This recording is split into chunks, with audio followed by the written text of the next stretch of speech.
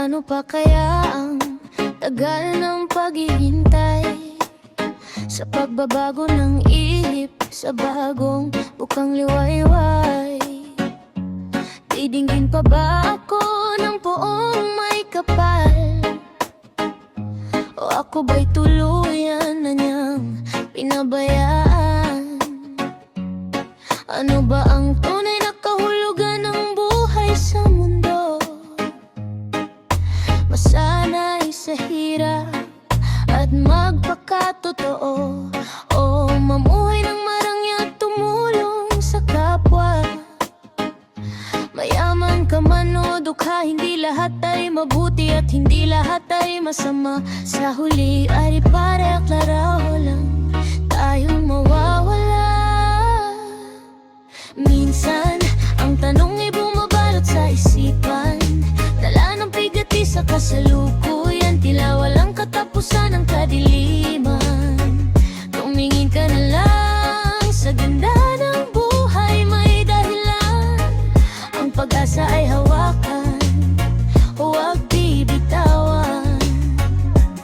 Sa hampas ng bawat pagsubok, hayaan mong ikaw ay tumibay. Iiyak mo lang ngayon, bukas ay ningiti ka naman.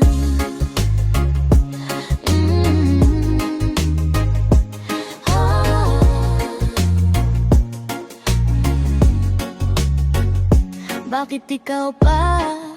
Marami namang iba. Bakit may reyna sa tabi ay alila? Bakit may nasa itaas habang ikaw ay mababa? Sadya bang ang mundo'y ganito nilikha?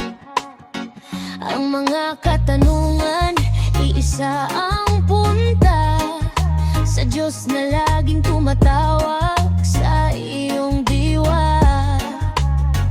Araw-gabi sa iyong pagluha, makita niya nawa ang puso mong ngaba. Masumpungan mo sa iyong gunita, muling makita ang liwanag na nawala.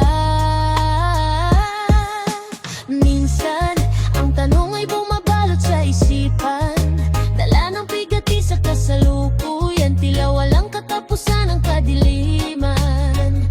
Tumingin ka na lang sa ganda ng buhay, may dahilan. Ang pag-asa ay hawakan, huwag bibitawan. Sa hampas ng bawat pagsubok, hayaan mong ikaw ay tumibay. Iiyak mo lang ngayon, bukas ay ngingiti ka naman.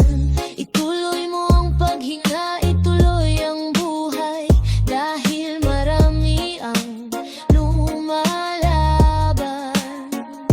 sa sakit at malubhang karamdaman. Sa mga lansangan, nagkalat ang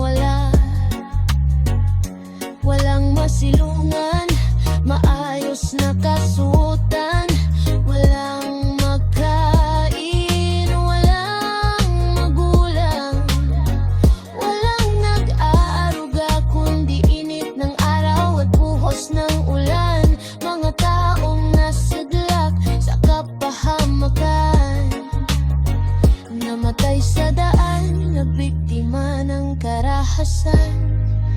Mapalad ka pa rin, kaibigan.